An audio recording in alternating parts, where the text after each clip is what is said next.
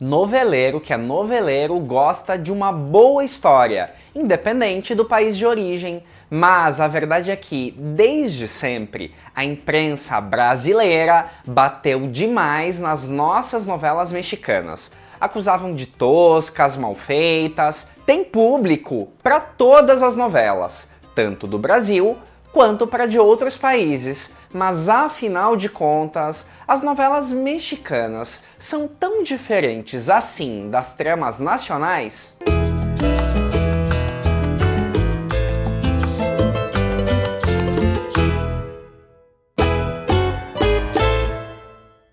Olá, meu nome é Thiago Fernandes e esse é o Almanac Latino, o canal onde novela mexicana é levada a sério.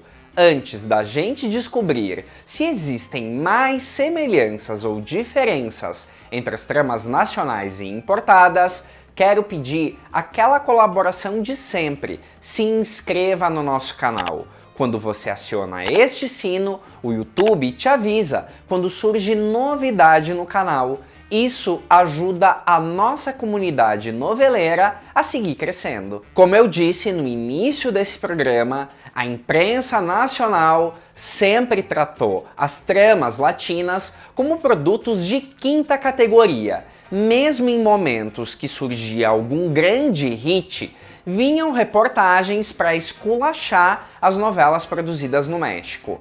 Mas eu notei que algo mudou nos últimos anos. Tanto que até a imprensa mudou um pouco a forma de tratar as nossas novelinhas. De fato, as novelas mexicanas e as brasileiras têm diferenças profundas, por exemplo, nas histórias. De maneira geral, a gente pode dizer que as novelas mexicanas são mais clássicas e mais universais. Por exemplo, elas se adaptam facilmente à realidade dos lugares onde elas são exibidas. Isso deve explicar o motivo de, historicamente, as tramas da Televisa serem muito mais exportadas que as novelas da Globo. Antigamente, a imprensa nacional dizia que era porque um capítulo de uma novela da Globo era mais caro no mercado internacional.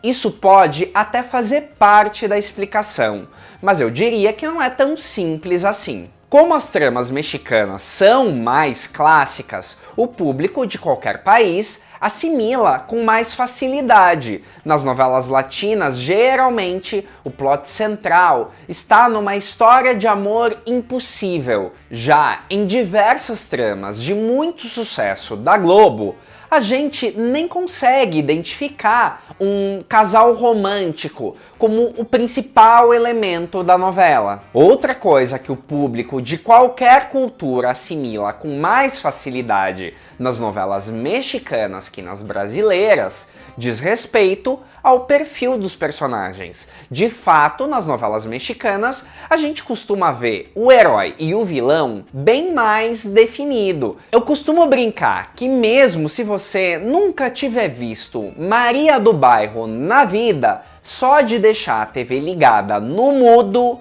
você vai entender claramente quem é o bom e quem é o mal. De fato, os mexicanos carregam nas tintas, buscando justamente isso: simplificar a mensagem. Assim, não importa onde você estiver, de qual cultura ou idioma você está, você vai entender que a Maria sofre e que a Soraya é má. Grandes sucessos da dramaturgia nacional são super regionalistas. Então, dificilmente, por mais que o público brasileiro tenha transformado O Rei do Gado num clássico das telenovelas, ela trata de questões muito específicas da realidade brasileira, como o movimento do MST, por exemplo, que talvez não chame a atenção fora do nosso país. Existem exceções, lógico. Novelas como Terra Nostra, O Clone e Avenida Brasil fizeram muito sucesso internacional. Mas repare numa coisa: elas tinham ganchos dramatúrgicos extremamente universais no centro da narrativa. Em Terra Nostra, O Clone, Temos, por exemplo, o casal romântico principal bem delineado, do começo ao fim da história. Já a Avenida Brasil, o romance em si até não era a questão principal, mas a novela trabalhava outro elemento super clássico, a trama de vingança, que nas novelas mexicanas a gente já viu milhares de vezes. Agora pensa num outro caso. Um dos maiores clássicos da teledramaturgia nacional foi Vale Tudo, escrita em 1988. Com certeza, Vale Tudo é uma novela maravilhosa onde tudo é perfeito, tudo dá certo. De olho nesse potencial, a Globo bem que tentou fazer uma versão internacional dela. E fez. Mas foi um fracasso daqueles. Vale Tudo, protagonizada por Itati Cantoral, foi exibida pela Telemundo. Na época, algumas reportagens que cobriram a novela citaram que uma das estratégias para mexicanizar Vale Tudo era trocar o nome da vilã. A icônica Odete Roitman virou Lucrécia Roitman. Mas vamos combinar? Isso não muda absolutamente nada quando a história não conseguiu conversar com o público latino. E olha que a trama, ao meu ver, teria um apelo bem universal caso tivesse sido feito um esforço maior na adaptação. Faltou trabalhar a excelente história para um formato mais latino de novela. Se eu citei que as novelas mexicanas são sempre mais clássicas, no Brasil não dá para deixar de elogiar o quanto os roteiristas se arriscam mais, não só pelos temas, como pela originalidade das histórias. Eu já critiquei 1000 vezes aqui no canal a preguiça que eu tenho sentido dos excessos de remakes produzidos pela Televisa. O público nem teve tempo de esquecer a trama e já regravam com um novo elenco e sem um grande fator que justifique essa nova versão. No Brasil, os remakes até existem, mas são bem mais raros, ponto pro Brasil. Outra questão é sobre abordagens de temas relevantes para a sociedade. Até então, uma coisa que a gente praticamente só via nas novelas brasileiras. Mas no México, recentemente, as novelas, mesmo se mantendo bem clássicas, passaram a acordar para temas mais atuais que dialoguem melhor com o século XXI. Um exemplo que ilustra bem isso, por incrível que pareça, é a questão das fake news na internet, que é o tema da novela das 9 atual Travessia, e que já foi assunto de uma trama mexicana, Vencer o Passado, de 2021, protagonizada por Angelique Boyer e Sebastián Rulli.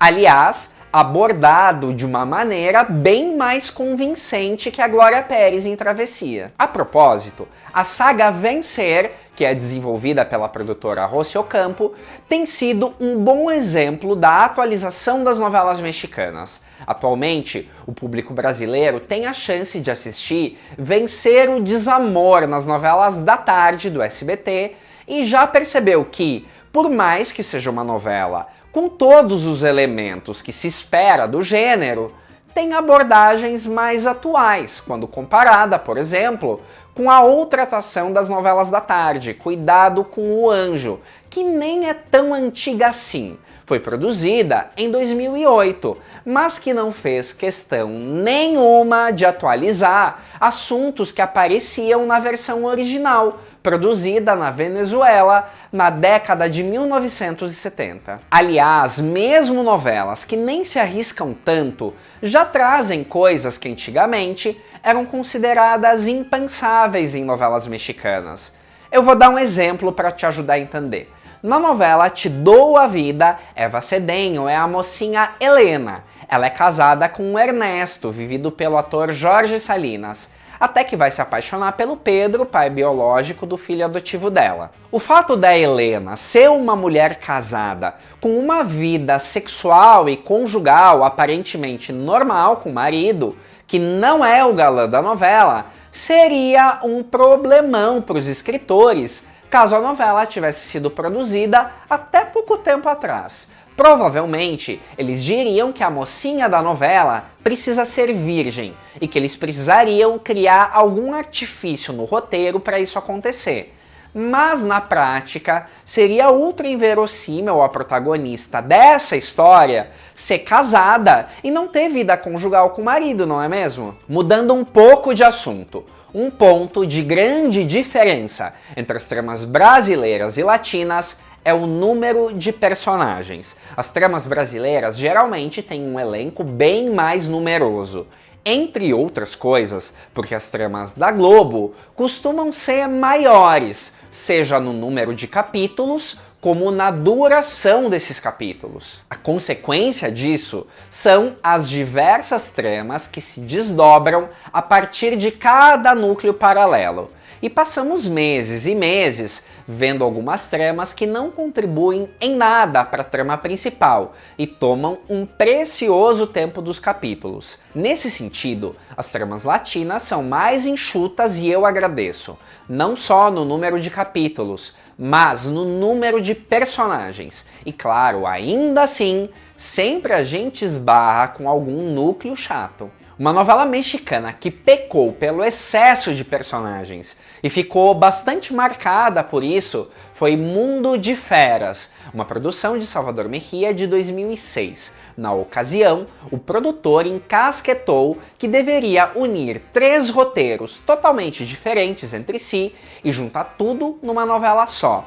Mas parece que ele pouco limpou o material e colocou praticamente todos os personagens de todas as novelas. Virou uma salada muito confusa de entender quem era parente de quem se relacionava com quem, e até algumas tramas que soavam repetidas dentro da mesma novela, como as várias mães que precisavam revelar quem elas eram para o filho perdido. Uma das primeiras medidas usadas para salvar a novela foi fazer uma mini limpa no elenco, mas parece que a escritora insistiu e, passado um tempo, voltou a incluir mais personagens em uma trama que já era inchada por si só. Deu no que deu. Mundo de Feras nunca emplacou no gosto da audiência, e isso que tinha um elenco cheio de estrelas. Mas justamente por estar cheio, nem todo mundo teve espaço para brilhar. A história principal estava ali apertada no meio de tanta gente.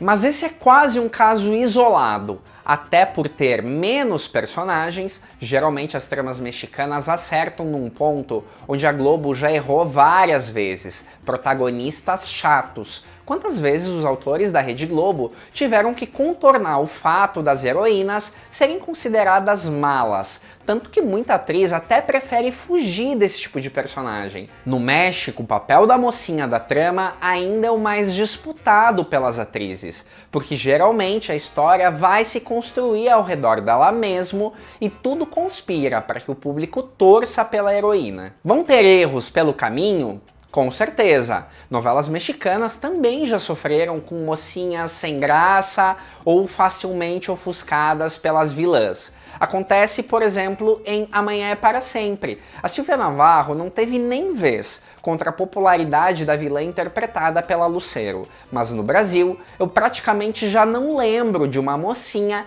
que teve uma torcida forte em cima de uma vilã numa novela das 8. Mas quem sou eu para falar de novela brasileira? Resolvi chamar um especialista no tema de um canal que eu tenho certeza que todo mundo adora. Fábio, na sua opinião, quais as diferenças mais significativas entre as novelas mexicanas e as brasileiras? Tem público para todas? Olá, pessoal do Almanac Latino. Olá, Thiago. Obrigado pelo convite para falar sobre esse assunto, que é um assunto que eu acho interessante, porque desde mais novo eu sempre acompanhei crítica televisiva por jornais, revistas, sites, e sempre percebi que a crítica tinha muito pé atrás com novela mexicana. Inclusive o próprio termo novela mexicana sempre foi considerado como algo pejorativo. Quando você falava que uma novela brasileira parecia uma novela mexicana, estava falando que as interpretações eram ruins, que o texto era questionável, e hoje isso a gente vê que é uma grande bobagem, um preconceito muito grande.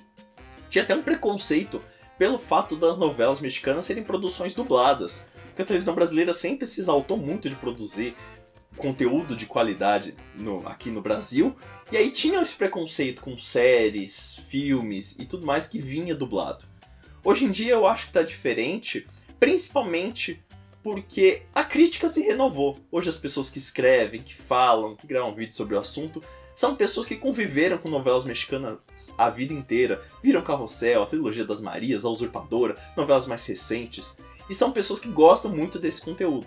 E também os grandes meios que criticam as novelas mexicanas perceberam que o público gosta muito.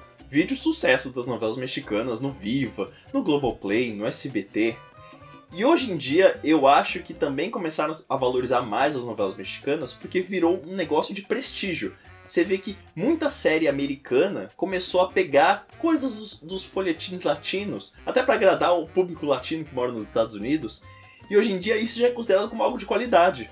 Hoje em dia, por exemplo, a gente tem uma novela brasileira como Todas as Flores, que está sendo ultra elogiada por todas as pessoas que acompanham, inclusive assistam que é bem legal, vale a pena. E ela tem muito pé em novela mexicana por não ter vergonha de fazer um dramalhão. Então, hoje em dia eu acho que as coisas estão muito melhores e a gente consegue apreciar mais tipos de dramaturgias diferentes, aproveitando as diferenças de cada país. Produções brasileiras são feitas de um jeito, as mexicanas de outro, outros países da América Latina fazem de outro jeito. Isso tudo torna a dramaturgia latina muito rica, então é algo legal de se acompanhar. Obrigado por ter me chamado para falar sobre esse assunto.